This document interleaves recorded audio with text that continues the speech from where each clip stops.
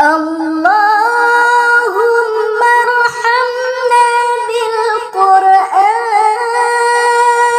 واجعله لنا إماما ونورا وهدى ورحمة.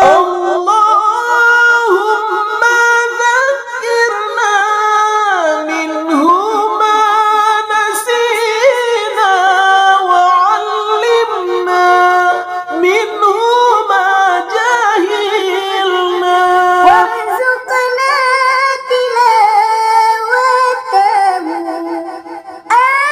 آناء الليل وأطراف النهار واجعله لنا حجة يا رب العالمين. اللهم ارحمنا بالقرآن واجعله لنا إماما ونورا وهدى ورحمة. اللهم ذكرنا منه ما نسينا وعلمنا منه ما جهلنا وارزقنا تلاوته آناء الليل وأطراف النهار واجعله لنا حجة يا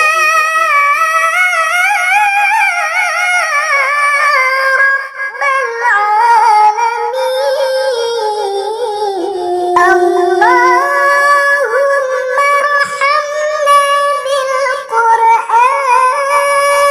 واجعله لنا إماما ونورا وهدى ورحمة.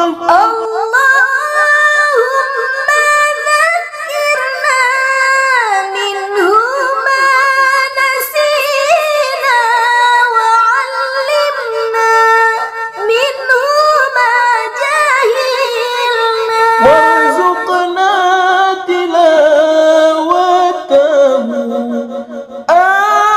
آناء الليل وأطراف النهار